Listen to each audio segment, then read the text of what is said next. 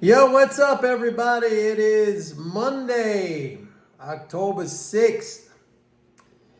Market was mixed. I think we had a new record high in the S&P. NASDAQ was up, Dow was down a little bit. Fiscal flows for the first 3 days of the year, the new fiscal year, very positive. I don't see any slowdown or deterioration in the flows. They're already up over last year. We already have something like 92 billion in net government transfers for the first 3 days of October. But next week we're going to have a tax drain. Oh, there's some bug in here. All right, listen, folks. I think you know what the topic of this video is going to be from what I talked about earlier today on the video I put out. When are we going to stop whining and bitching about inflation?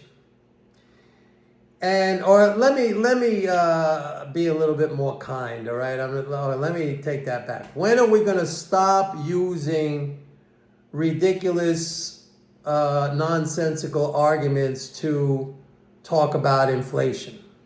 And before I get into this, let me just say that don't think it doesn't affect me too. It affects me too. It affects everybody, okay? I try to take advantage of it.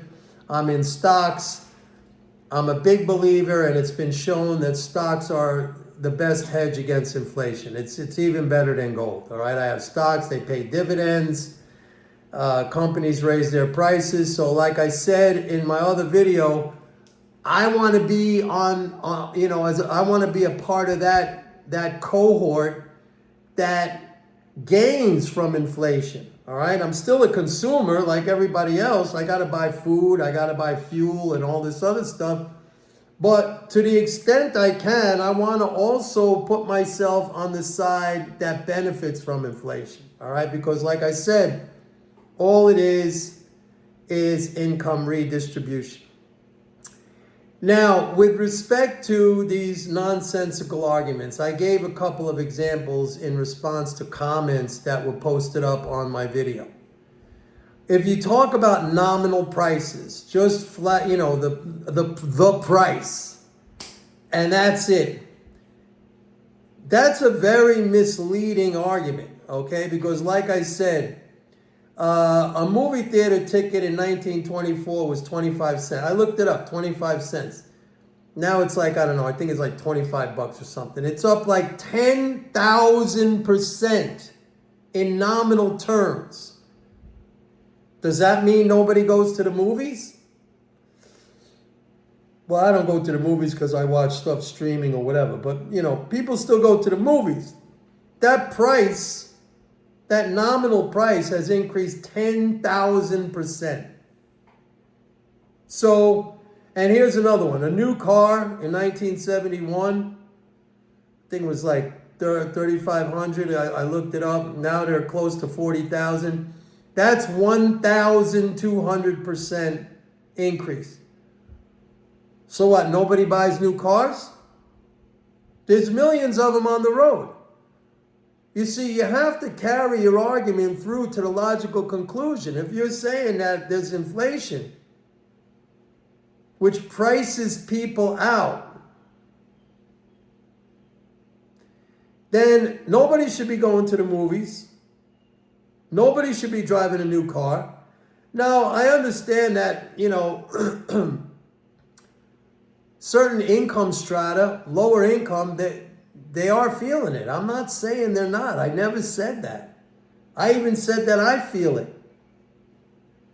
But all I'm arguing is that we got to stop with these ridiculous arguments that they don't give you any information whatsoever, okay? And you gotta take advantage. You gotta learn. You gotta be informed. You gotta educate yourself. I don't have, and this might sound cruel, this might sound harsh, I don't care. I don't have much sympathy for people who want to stay uninformed and who want to regurgitate, basically dogma, basically just talking points that are not true at all. And people who want to stay like that, and I used to be one of them. Look, everything I say to you guys, I came from that perspective. I've talked about this many times. I mean, like I said, I wish I still have my old tapes of me guest hosting Squawk Box on CNBC. Maybe some of you don't know, but when they started that show, I remember it was like 1996. I was one of the first regular guest hosts of that show. I used to sit next to the late Mark Haynes, and I would come in there every month. And so, like, I used to say the same thing as all these people, like, China's our banker, the dollar's going to collapse, we're running out of money, we're broke, we're bankrupt. I used to say all that stuff until I learned.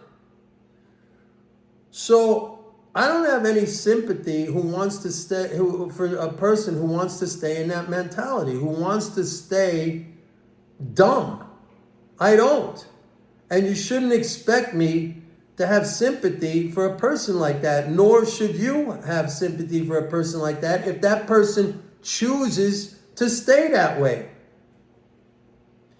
And that's what it boils down to, because this is not like you got to go to a university and pay some big tuition. As a matter of fact, if you go to a university and you pay a big tuition, I went to University of Pennsylvania, Wharton, I went to UCLA, they're going to teach you the wrong shit. Why do you think I came out saying the stuff that I did on CNBC?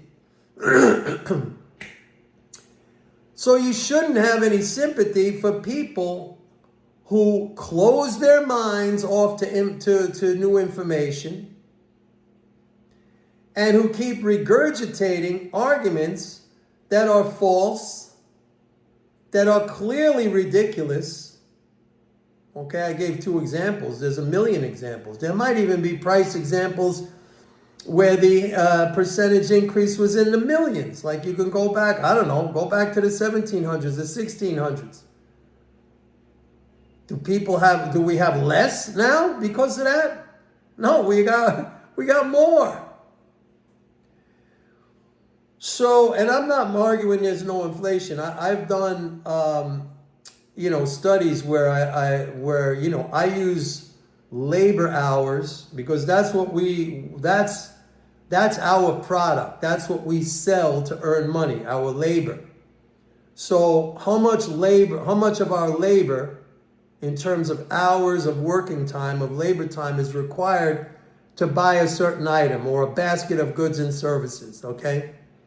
And actually, that has gone up. I'm not saying it hasn't. I mean, the pandemic was a big, big reason for that. And it hasn't, it went way up. It's come down a little, but it hasn't come down that much. So don't get me wrong. I'm not saying like everything's la-di-da and fantastic. Yeah, it is costing us more now for the first time really since 1971 to buy that new car in terms of labor hours. But it's not as much as you might think.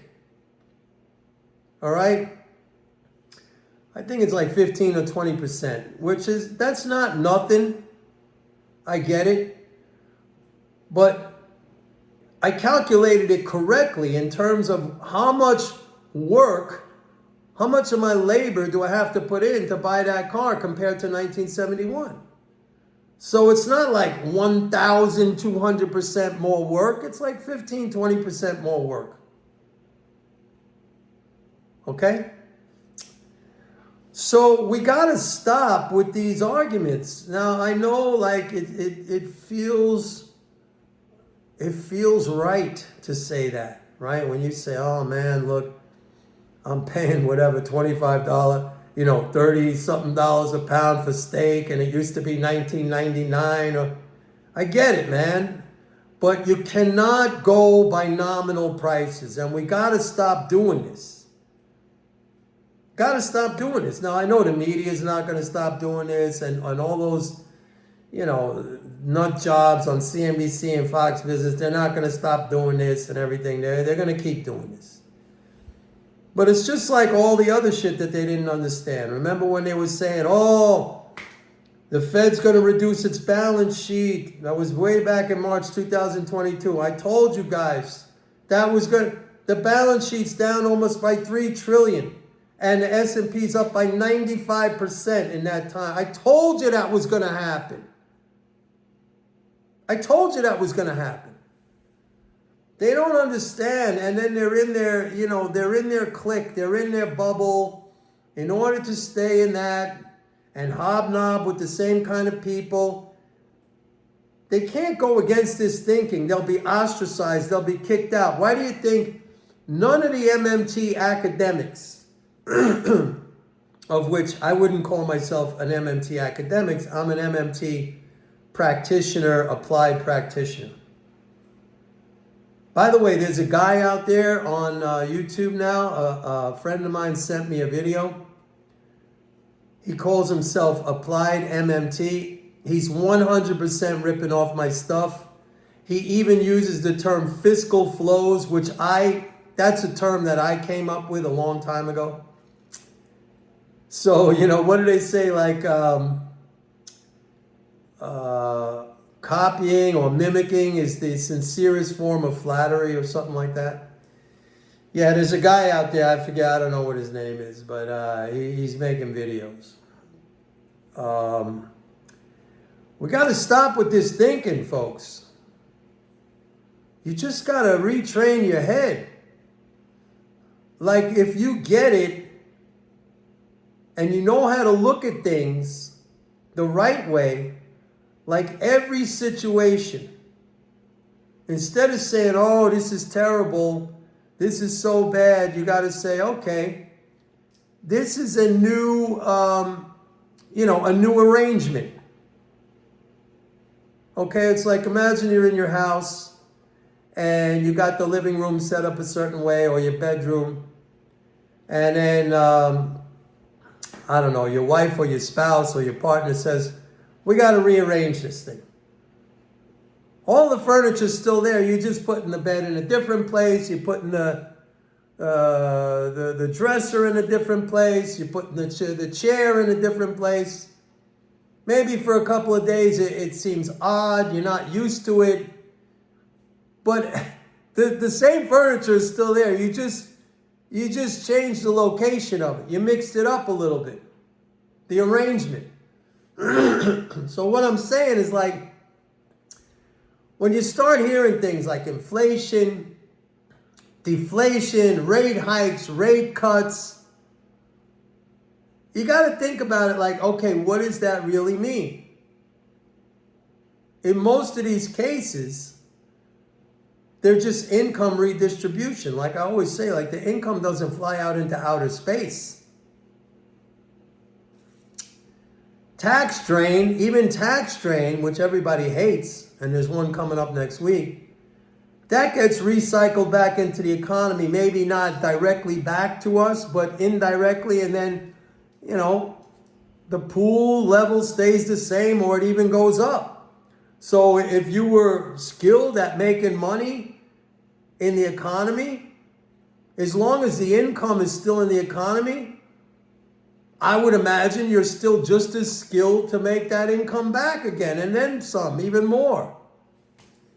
You got to stop panicking every single time, and you got to just chill and think about what is happening. Instead of going with these, talking points which are ridiculous, that make you scared and nervous and make you invest in a bad way. How many times have I said,